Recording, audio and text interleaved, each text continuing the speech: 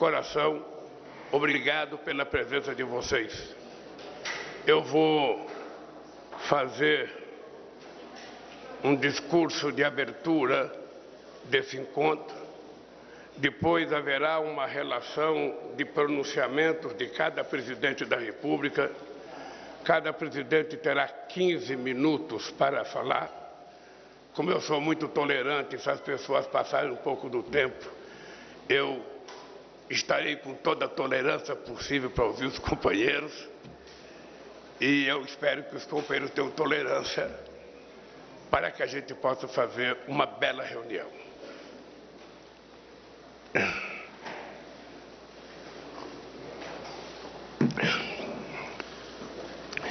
É com grande alegria que recebo meus amigos presidentes sul-americanos. Agradeço muito que tenham atendido a este chamado e o esforço que fizeram para estar aqui. O que nos reúne hoje em Brasília é o sentimento de urgência de voltar a olhar coletivamente para a nossa região. É a determinação de redefinir uma visão comum e relançar ações concretas para o desenvolvimento sustentável, a paz e o bem-estar das nossas populações. No Brasil, a integração é resultado da redemocratização.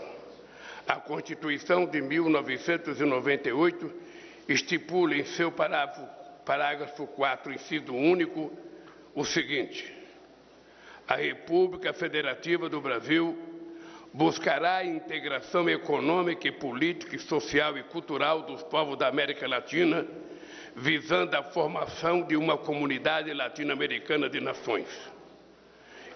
Entendemos que a integração sul-americana é essencial para o fortalecimento da unidade da América Latina e do Caribe.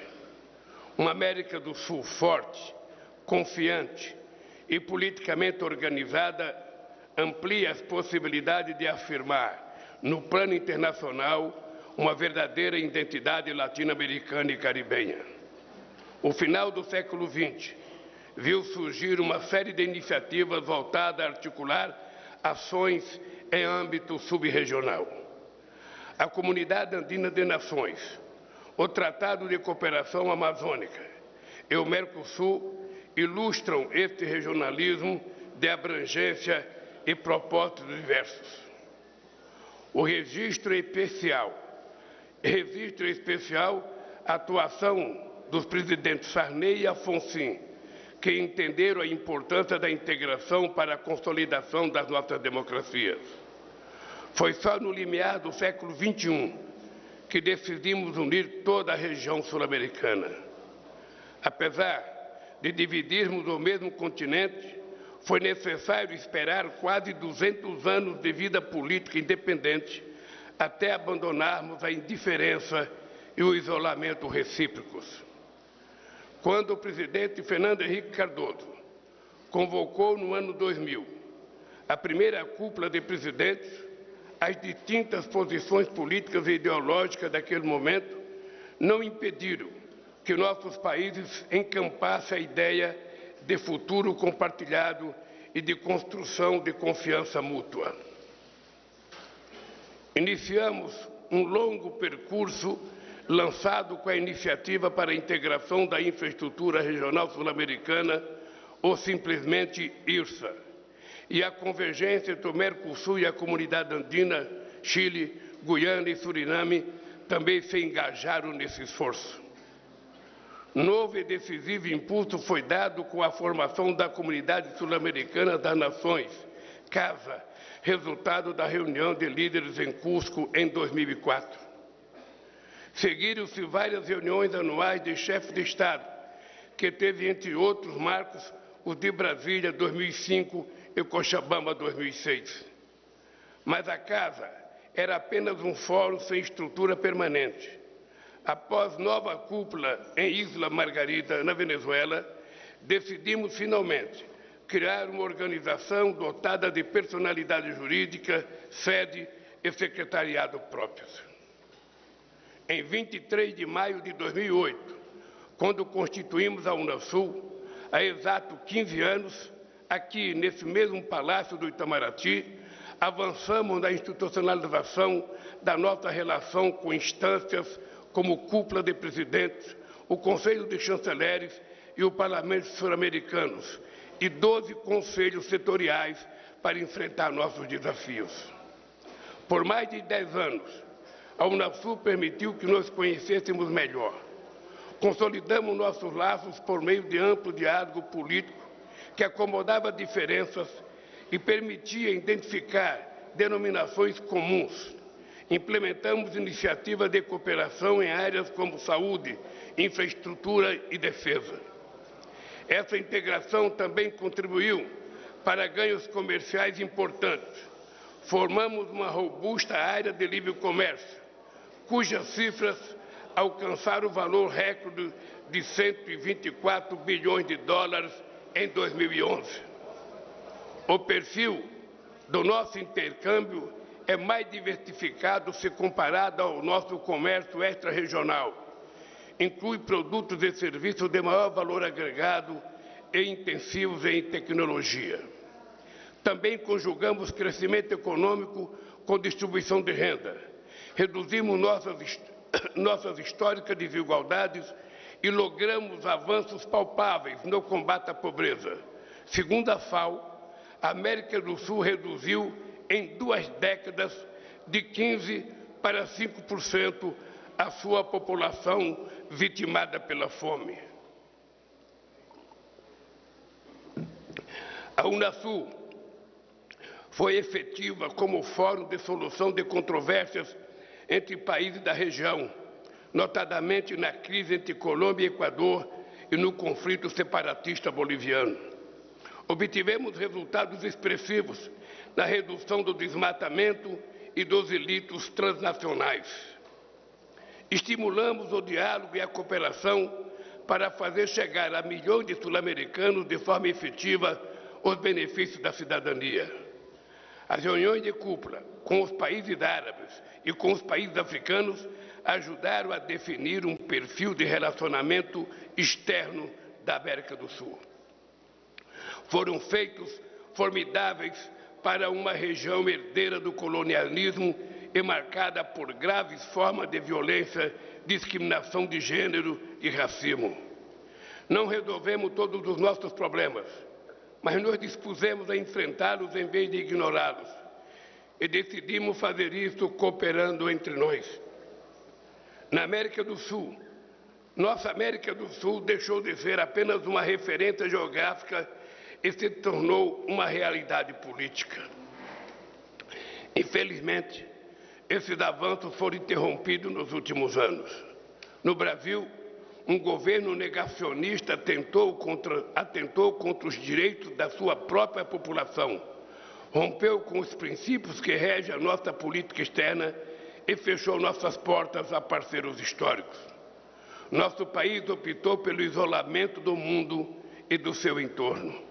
Essa postura foi decisiva para o descolamento do país dos grandes temas que marcaram o cotidiano dos nossos vizinhos. Na região, deixamos que as ideologias nos dividissem e interrompessem o esforço de integração. Abandonamos canais de diálogo e mecanismos de cooperação e, com isso, todos perdemos. Senhoras e senhores, tenho firme convicção de que precisamos reavivar nosso compromisso com a integração sul-americana. Quando assumi a presidência em 1º de janeiro deste ano, a América do Sul voltou ao centro da atuação diplomática brasileira. Por essa razão, convidei a todos para a reunião de hoje, que será seguida em agosto da cúpula dos países amazônicos. Os elementos que nos unem estão acima de divergências de ordem ideológica. Da Patagônia e do Atacama à Amazônia, do Cerrado e dos Andes ao Caribe, somos um vasto continente banhado por 2 oceanos. Somos uma entidade humana, histórica e cultural, econômica e comercial, com necessidade e esperanças comuns. As recentes eleições na Colômbia, Chile, Bolívia, Brasil e Paraguai demonstraram o vigor da democracia em nossa região em escrutínios marcados pela expressiva participação popular e ampla liberdade de expressão. A integração da América do Sul depende desse sentimento de pertencer a uma mesma comunidade. Temos uma história de resistência forjada nas lutas de independência e no combate às ditaduras. Compartilhamos uma cultura vibrante e expressões artísticas que vão da música à literatura. Até no futebol, esporte que aprendemos a amar ainda crianças, é possível ver o recuo das rivalidades. Vivenciamos algo impensável no ano passado. Brasileiros torcendo para a Argentina no final da Copa Mundial do Catar. A candidatura conjunta de Uruguai, Paraguai, Chile e Argentina para sediar a Copa do Mundo de 2030 talvez seja a expressão mais acabada dessa identidade sul-americana em construção de nossa capacidade de cooperar para além do campo de futebol e de nossas próprias fronteiras. Caros presidentes, se hoje damos os primeiros passos para retomar o diálogo enquanto região, o contexto que enfrentamos é ainda mais desafiador do que foi no passado.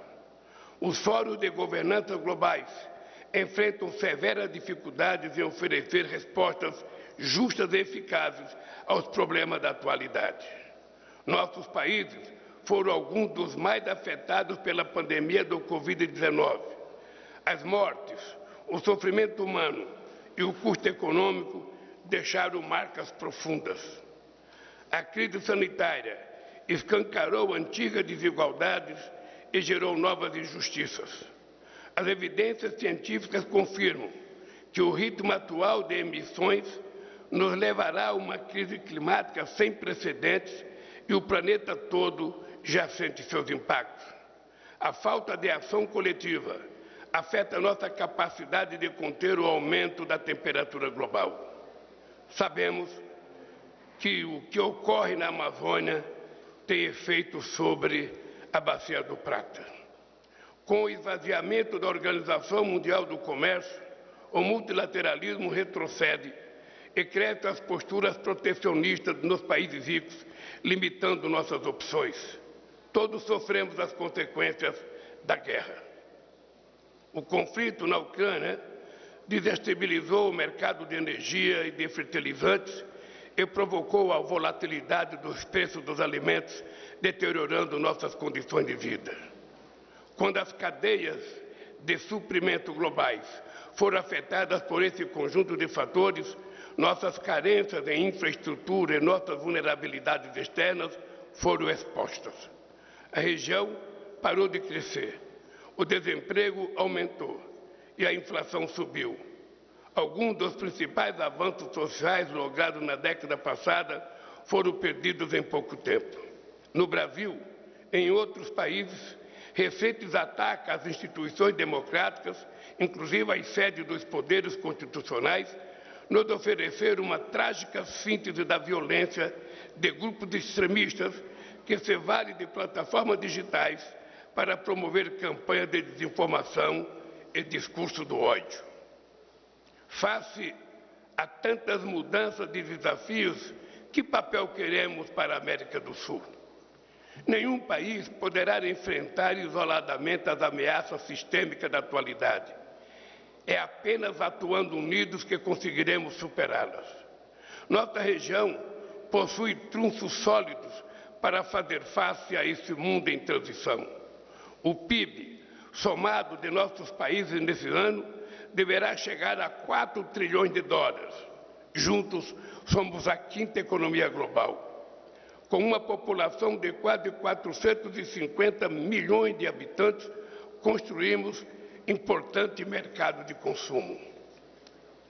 Possuímos o maior e mais variado potencial energético do mundo, se levarmos em conta as reservas de petróleo e gás, a hidroeletricidade, os biocombustíveis, energia nuclear, eólica, solar e o hidrogênio verde. Somos grandes e diversificados provedores de alimentos. Contamos com mais de 1/3 das reservas de água doce do mundo e uma biodiversidade riquíssima, ainda pouco conhecida. Em nosso solo se encontra rico e variado conjunto de minérios, incluindo aqueles que, como o nióbio, lítio e cobalto, são essenciais para projetos industriais de última geração. Somos uma região de paz, sem armas de destruição em massa, e na qual os litígios são resolvidos pela via diplomática. Nos próximos anos, vamos sediar eventos dos principais fóruns de governança global, como a reunião do Fórum de Cooperação Econômica Ásia-Pacífico no Peru, a cúpula do G20, a reunião dos BRICS e a COP30 do clima no Brasil. Precisamos chegar a esses espaços unidos como interlocutores confiáveis e buscados por todos. Caros amigos e amigas, entre as muitas coisas que aprendi na política, é que o mandato presidencial é muito mais curto do que aparenta. Não temos tempo a perder. A América do Sul tem diante de si, mais uma vez, a oportunidade de trilhar o caminho da União. E não é preciso recomeçar do zero. A Unasul é um patrimônio coletivo. Lembremos que ela está em vigor. 7 países ainda são membros plenos. É importante retomar seu processo de construção. Mas, ao fazê-lo, é essencial avaliar criticamente o que não funcionou e levar em conta essas lições. Precisamos de mecanismos de coordenação flexíveis, que confiram agilidade e eficácia na execução de iniciativas. Nossas decisões só terão legitimidade se tomadas e implementadas de forma democrática. Mas a regra do consenso poderia estar restrita a temas substantivos, evitando que impasse nas esferas administrativas paralise nossas atividades. Seria um erro restringir as atividades das esferas de governo, envolver a sociedade civil, sindicatos, empresários, acadêmicos e parlamentares dará consistência ao nosso esforço. Ou os processos são construídos de baixo para cima, ou não são viáveis e estarão fadados ao fracasso. Nesse sentido, e sem prejuízo de outras propostas que discutiremos ao longo do dia de hoje, sugiro à consideração de vocês as seguintes iniciativas. Colocar a poupança regional a serviço do desenvolvimento econômico e social, mobilizando os bancos de desenvolvimento como a CAF, o Fomplata, o Banco do Sul e o BNDES. Aprofundar nossa identidade sul-americana também na área monetária, mediante mecanismos de compensação mais eficientes e a criação de uma unidade de referência comum para o comércio, reduzindo a dependência de moedas extra-regionais. Implementar iniciativas de convergência regulatória, facilitando trâmites e desburocratizando procedimentos de exportação e importação de bens. Ampliar os mecanismos de cooperação de última geração que envolva serviços, investimentos, comércio eletrônico e política de concorrência. Atualizar a carteira de projetos do Conselho Sul-Americano de Infraestrutura e Planejamento, COSIPLAN, reforçando a multimodalidade e priorizando os de alto impacto para a integração física e digital, especialmente nas regiões de fronteira. Desenvolver ações coordenadas para o enfrentamento da mudança do clima. Reativar o Instituto Sul-Americano de Governo em Saúde, que nos permitirá adotar medidas para ampliar a cobertura vacinal, fortalecer nosso complexo industrial de saúde e expandir o atendimento às populações carentes e a povos indígenas. Lançar a discussão sobre a constituição de um mercado sul-americano de energia, que assegura o suprimento, a eficiência do uso dos nossos recursos, a estabilidade jurídica, preços justos e a sustentabilidade social e ambiental. Criar programa de mobilidade regional para estudantes, pesquisadores e professores no ensino superior, algo que foi tão importante na consolidação da União Europeia. Retomar a cooperação na área de defesa com vistas a adotar a região de maior capacidade de formação e treinamento, intercâmbio de experiências e conhecimentos em matéria de indústria militar e de doutrina e políticas de defesa. Por fim, não temos ideias preconcebidas sobre o desenho institucional futuro que poderemos adotar. Queremos dialogar e conhecer a opinião de todos. Estou, no entanto, pessoalmente convencido da necessidade de um fórum que nos permita discutir com fluidez e regularidade e orientar a atuação dos nossos países para o fortalecimento da integração em várias de suas dimensões. Julgo essencial a criação de um grupo de alto nível a ser entregado por representantes pessoais de cada presidente para dar seguimento ao trabalho de reflexão. Com base no que decidamos hoje, esse grupo terá 120 dias para apresentar um mapa do caminho para a integração da América do Sul. Senhoras e senhores, companheiros e companheiras, enquanto estivermos desunidos, não faremos da América do Sul um continente desenvolvido em todo o seu potencial. A integração deve ser o objetivo permanente de todos nós. Precisamos deixar raízes fortes para as futuras gerações. Permitir que as divergências se imponham teria um custo elevado, além de desperdiçar o mundo que já construímos conjuntamente. Quero encerrar fazendo menções a dois companheiros que trabalharam de forma incansável na nossa região. Aprendemos com o querido e saudoso Marco Aurélio Garcia, intelectual e dirigente do Partido dos Trabalhadores, falecido em 2017, que dizia: a política não é destino, mas construção humana sobre condições históricas dadas. A integração será feita no respeito à diferença, porque não há mais espaço para a homogeneidade da submissão. E concluo parafraseando o embaixador Samuel Pinheiro Guimarães, que foi secretário-geral do Itamaraty: precisamos nos recusar a passar mais 500 anos na periferia. As condições humanas e materiais para o nosso desenvolvimento soberano está em nossas mãos. Muito obrigado.